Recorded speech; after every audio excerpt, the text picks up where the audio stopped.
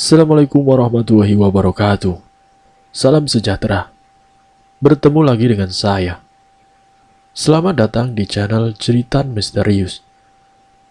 Di kesempatan pagi ini, saya akan membawakan kisah misteri yang berjudul Demi Kaya Raya, Nekat Mencabut Bulu Genderuwo. Sebelum kita masuk ke cerita, nama dan tempat disamarkan semua. Tak perlu kita berlama-lama.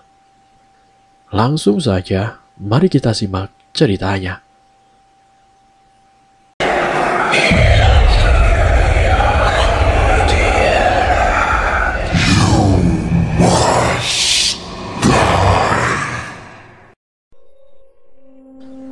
Sebut saja namanya adalah Asrul. Asrul adalah seorang pemuda desa yang hidupnya tidak ada yang istimewa. Tinggal bersama orang tua yang hidup sederhana. Asrul tidak punya impian yang muluk-muluk dalam menjalani hidupnya. Ia merasa cukup menjadi buruh garmen di daerahnya. Hanya pekerjaan itulah yang bisa mencukupi kebutuhan keluarganya. Namun di sini Asrul mengalami sebuah peristiwa yang akan diingatnya seumur hidupnya. Sejak saat itu pula, kehidupan Asrul berubah total. Bisa dibilang, itu adalah titik balik yang mengantarkan Asrul menjadi kehidupan yang tidak biasa-biasa saja. Suatu hari saat Asrul sedang mencari pekerjaan tambahan di pinggiran kotanya, ia bertemu dengan perempuan cantik yang sedang makan di sebuah warung. Pipinya merona di bawah sinar matahari, dan senyumannya membuat Asrul kelimpungan.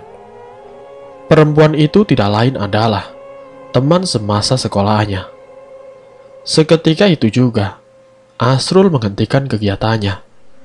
Ia langsung mendekati, kemudian menatap mata perempuan itu dalam-dalam. Melihat Asrul mendekat, perempuan itu terlonjak kaget. "Kok kayak kenal ya?" batin perempuan itu. "Yati? Ini Yati kan?" Iya benar. Oh, kamu Asrul ya? Teman SMA aku dulu." "Hehe, iya betul." Setelah itu terjadilah obrolan panjang. Sejak saat itu, Asrul dengan Yati sangat dekat dan sering sekali bertemu. Sepulang bekerja ataupun jika ada hari libur, mereka sempatkan pergi bersama. Seringkali tanpa sengaja, mata mereka saling bertatapan dan tidak lupa memberikan senyuman satu sama lain. Hingga akhirnya, Asrul kembali menyukai perempuan yang telah lama mendiami hatinya. Dan yang paling Asrul suka dari dia adalah senyumannya yang membuat jantungnya berdegup dengan kencang dan membuatnya menjadi salah tingkah saat berada di dekatnya. Asrul pun kemudian memberanikan diri meminta nomor handphone kepadanya. Untunglah dia pun mau memberikannya. Dia juga memberikan senyum saat dia memberikan nomor ponselnya, seolah-olah dia juga mengharapkannya. Karena selama ini mereka bertukar kabar melalui Instagram. Saat itu Asrul ingin sekali berteriak, karena hari itu adalah hari yang tidak bisa ia lupakan seumur hidupnya. Asrul bisa duduk di samping Yati dan mengobrol bersamanya, dan Asrul berharap waktu tidak akan berhenti begitu saja dan hilang sekejap dari hadapannya. Tapi semua itu memang tidak bisa bertahan lebih lama. Asrul menyelinap di antara malam, layaknya rubah yang hendak mencuri. Perbedaan Asrul dan rubah adalah, jika rubah menggigit leher seekor ayam, lalu membawanya pergi, Asrul melewati jalanan desa dengan membawa burung gagak yang sudah ia bakar dengan sejumlah bumbu. Tempat yang ia tuju adalah pohon gayam yang terletak di perbatasan desanya dengan desa tetangga. Pohon besar itu tumbuh di antara ilalang-ilalang setinggi pundak, sehingga tidak terlalu terlihat oleh orang-orang yang melintas. Desa sedang sepi malam itu, karena tidak banyak yang bisa dilakukan pada pukul 1 pagi. Keadaan tersebut membuat Asrul semakin gemetar ketika pohon gayam tersebut menjulang tinggi di depannya. Ia membayangkan sesuatu yang menyeramkan di antara rimbunan rantingnya yang gelap. Hal tersebut mulai memperkuat keinginannya untuk pulang ke rumah dan membatalkan rencana yang telah ia buat. Hanya saja satu langkah mundurnya terhenti ketika ia mengingat betapa cantiknya sang buah hati, yaitu si Yati. Yati adalah pujaan si Asrul sejak SMA. Meski Yati hanya menganggap Asrul tidak lebih dari seorang teman laki-laki pada umumnya, perasaan yang dimiliki oleh Asrul terus ia sembunyikan. Meskipun sekarang ia bekerja di kantor yang sama dengan Yati, tidak ada yang berani dikatakan oleh Asrul kecuali basa-basi setiap Asrul membonceng Yati pulang ke rumah dengan sepeda motor bebek miliknya. Asrul tidak yakin dengan perasaan yang Yati taruh kepadanya, sehingga ia mengusahakannya dengan cara melucuti seluruh pakaiannya di bawah pohon ganyam pukul 1 pagi tanpa mengenakan satupun pakaian. Ia memperhatikan sekeliling karena khawatir ada orang lain yang melihat, lalu mulai membuka rantang yang berisi masakan dari burung gagak tersebut. Nyamuk sudah menggerubungi tubuh telanjang yang sedang menahan rasa takut itu. Asrul tidak henti menggaruk-garuk sekujur tubuhnya sembari menahan rasa canggung karena mendapati dirinya telanjang di tempat terbuka. Sudah hampir 1 jam Asrul menahan diri. Ia mulai berpikir untuk pulang, lalu melupakan semua yang ia lakukan di malam itu. Namun saat sedang melamun, tiba-tiba dari balik pohon tua itu muncul sesosok makhluk yang ia tunggu. Makhluk itu terlihat memiliki rambut lebat, layaknya seekor kera. Hanya saja dengan tubuh yang ukurannya berkali-kali lebih besar. Matanya sangat tajam, dengan sepasang taring besar yang mencuat dari dalam mulutnya. Asrul tahu inilah Gendruwo yang akan membantunya mencuri hati-hati. Gendruwo itu menatap Asrul dengan penuh penasaran. Sebagaimana hewan menemukan makanan, jantung Asrul berdegup sangat kencang. Sebagaimana kecepatan lari yang ia pikirkan jika makhluk ini menerjangnya. Hembusan nafas Gendruwo yang terasa di wajah Asrul saat dirinya memejamkan mata ini tiba-tiba tidak lagi terasa. Asrul sedikit membuka matanya dan melihat makhluk tersebut sedang mencicipi gagak bakar yang ia buat. Gendruwo tersebut makan dengan lahap hingga mengacuhkan Asrul yang kakinya gemetar. Namun meski takut, Asrul tetap tidak beranjak. Ia hanya perlu melakukan tahap terakhir, yakni mengambil sejumput rambut dari Gendruwo tersebut. Malam itu terasa dingin, namun dahi Asrul bercucuran keringat. Tangannya ia dekatkan dengan pundak si Gendruwo, sedikit demi sedikit. Setelah dirasa aman, dalam satu gerakan cepat, Asrul mengambil rambut dari tubuh Gendruwo, lalu lari secepat mungkin, melewati ilalang, dengan menenteng semua pakaiannya. Keesokan harinya, Asrul duduk di depan beranda rumah. Ia sudah mandi sebersih mungkin dan mengenakan pakaian terbaik yang ia miliki. Ia juga sudah membawa 2 bungkus ayam bakar beserta es kelapa muda. Asrul mencoba menunjukkan versi terbaik dari dirinya hari itu. Hari itu ia sangat yakin bahwa rencananya untuk meminang Yati akan berhasil. Terlebih ia sudah menyimpan bulu Gendruwo di dompet yang tipis akibat membeli semua pakaian dan juga makanan itu.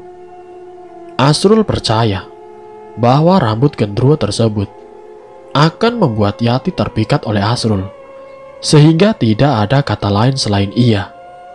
Ketika Asrul menyatakan perasaan yang sudah ia pendam bertahun-tahun, Yati keluar dari ruang tamu Dan sebagaimana saat ia masih SMA, perempuan itu terlihat cantik di mata Asrul. Dengan rambut sepunggung dan senyumannya yang manis, membuat si Asrul selalu berkeinginan untuk melihatnya seumur hidupnya. Topik demi topik sudah Asrul keluarkan di hari yang mendung itu, hingga dirinya berlabuh pada keheningan akibat habisnya pembahasan. Dalam keheningan ia berpikir bahwa inilah saatnya untuk menguji kesaktian pesugihan rambut genderuwo. Dengan penuh kepercayaan dirinya, Asrul menatap Yati dengan senyuman yang lembut, kemudian melimpahkan semua yang ia rasa tanpa terbata-bata. Namun, dugaan Asrul salah besar. Apa yang telah diritualkan oleh Asrul sama sekali tidak bekerja sesuai dengan harapan.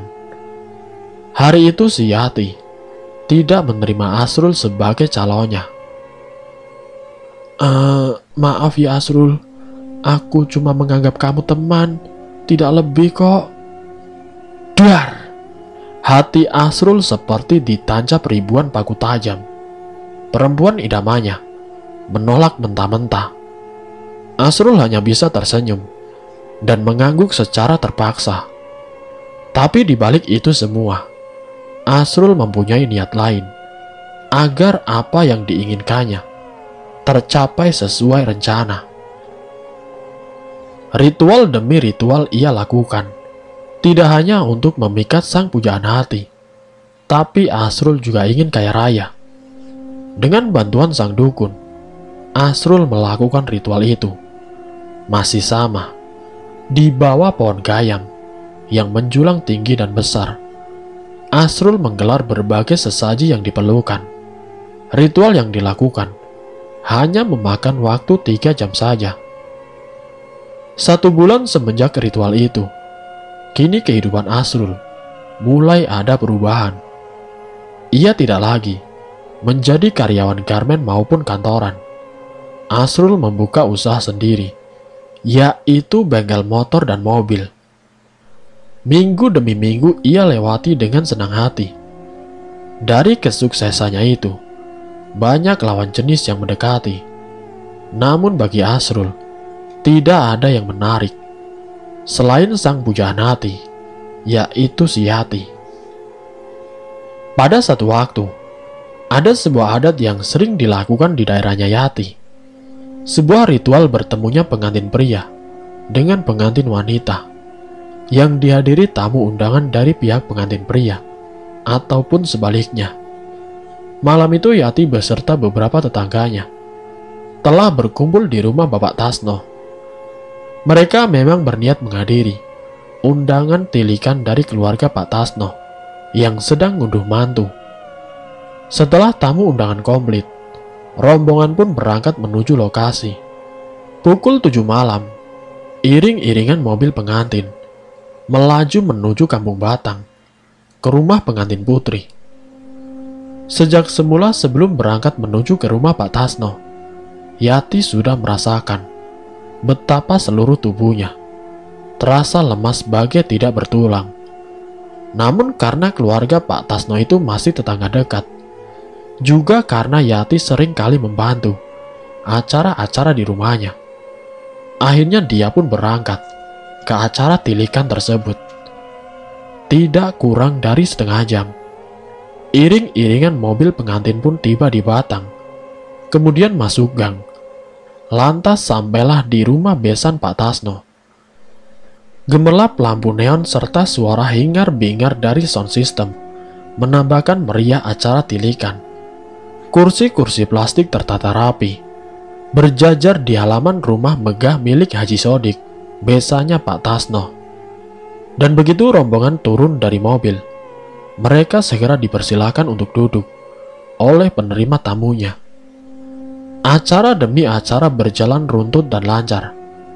Setelah acara serah terima pengantin selesai, sesaat acara dihentikan untuk acara makan-makan. Disinilah kehebohan terjadi. Yati yang malam itu merasa tidak punya nafsu makan, segera memberikan suguhannya kepada Sumi tetangganya yang ikut dalam rombongan tilikan. Namun dia merasa ada keanehan yang teramat sangat. Tiba-tiba tangan kanannya terasa kejang, seolah tidak mampu digerakkan. Begitupun saat tangan kirinya disodorkan untuk memberikan snack pada Rini. Mendadak tangan kiri Yati bagai terserang kram. Pandangan Yati pun seketika gelap. Dia sudah tidak ingat apa-apa lagi. Yati kemudian tidak sadar diri. Ia pingsan tiba-tiba. Melihat kondisi Yati yang mendadak pingsan, tentu saja membuat panik orang-orang yang duduk di sebelah kanan kirinya, serta depan belakangnya. Dalam sekejap, suasana pun menjadi kacau balau. Mereka segera memberikan pertolongan sebisanya kepada Yati. Kalau di alam nyata, tubuh Yati menjadi sosok yang harus diberikan pertolongan. Sementara itu di dalam bawah sadar, Yati sudah lain acara. Saat itu Yati merasakan, tiba-tiba dia ingin kencing. Sudah kebelet sekali. Tidak beberapa lama, datanglah nenek-nenek yang mirip tetangganya. Oleh nenek tua itu, tangan Yati dibimbing masuk ke kamar mandi. Di dalam kamar mandi tersebut, Yati melihat sebuah belanga besar berwarna hitam dengan air yang terisi hanya setengahnya saja. Belum juga Yati sempat melaksanakan hajatnya. Tiba-tiba nenek tua yang mengantarkannya ke kamar mandi mendadak mencengkram rambutnya. Dengan kasar dan sekuat tenaga, nenek tua tadi segera membenam-benamkan kepala Yati ke dalam belanga yang berisi air. Yati yang tidak menyangka bakal diperlakukan sekasar itu, tentu saja ia menjadi gelagapan. Berkali-kali berteriak meminta ampun, tidak digubris oleh sang nenek. Barulah setelah dalam keadaan lemas, karena beberapa kali kepalanya dicelupkan ke dalam air, Yati merasakan seperti ada kekuatan aneh yang menepuk punggungnya. "Pulanglah, belum saatnya kamu kemari." Yati celingukan, mencari asal suara dan juga tepukan tadi. Namun tidak ada seorang pun di sana. Bahkan nenek tua yang berbuat brutal atas dirinya kini telah raib. Perlahan Yati membuka matanya. Seiring dengan itu, alam sadarnya pun terkuak. Dia menjadi bingung ketika ternyata dirinya menjadi pusat perhatian pada acara tilikan pengantin itu. Apa yang telah terjadi? Aku ada di mana ini? Batin Yati di tengah kebingungan. Beruntung sekali, saat itu salah satu dari rombongan keluarga Pak Tasno. Ada seseorang yang mumpuni tentang ilmu kebatinan. Dia bernama Pak Kolil. Kemungkinan juga suara tanpa rupa yang menyuruh Yati untuk pulang adalah doa ataupun mantra dari Pak Kolil. Maka setelah Yati sadar, Pak Kolil segera memerintahkan salah seorang sopir untuk mengantarkan Yati pulang ke rumahnya. Keesokan harinya, Yati menjalani kehidupannya sebagaimana biasanya. Pagi-pagi telah berangkat ke sungai untuk mencuci pakaian-pakaian milik tetangganya. Karena memang di samping ia bekerja di kantor, dia juga nyambi buru mencuci pakaian. Maklum kehidupan Yati, tergolong orang yang sangat pas-pasan. Jika tidak bekerja seperti itu, dari mana ia dapat memenuhi kebutuhan hidupnya dan juga keluarganya? Siang beranjak sore, dan malam pun tiba. Selepas isya karena rasa penat yang teramat sangat, Yati beranjak tidur. Dalam tidurnya itulah, Yati sempat bermimpi aneh. Dia merasa didatangi oleh dua bocah kecil yang menarik-narik tangannya. Kedua bocah itu memaksa Yati untuk terus berjalan, mengikuti mereka. Hingga akhirnya, ketiganya sampai di Boom Batang, sebuah tempat pelelangan ikan di pesisir utara kota Batang. Yati tercekat. Dia hanya bisa menangis terseduh melihat hamparan pasir dan air laut yang terbentang di depannya. Ombak yang datang silih berganti, mulai menjilati kedua kakinya. Sementara kedua bocah kecil itu terus-menerus menarik-narik tangannya. "Akan dibawa kemana saya ini?" teriak Yati sambil mengibaskan tangannya. "Sudah, diam. Kamu harus ikut kami menghadap Ibu Ratu," kata salah seorang bocah itu. "Tidak, aku tidak mau." Yati semakin meronta, dan tangisannya pun semakin keras. Beruntung sekali, saat itu orang tuanya Yati yang sedang menonton televisi mendengar tangisan kerasnya. "Yati, bangun nak, bangun." Pak Tono menggoyang-goyangkan tubuh anaknya. Yati tergeragap dan membuka matanya. "Astagfirullahaladzim, kamu kenapa, Yat?"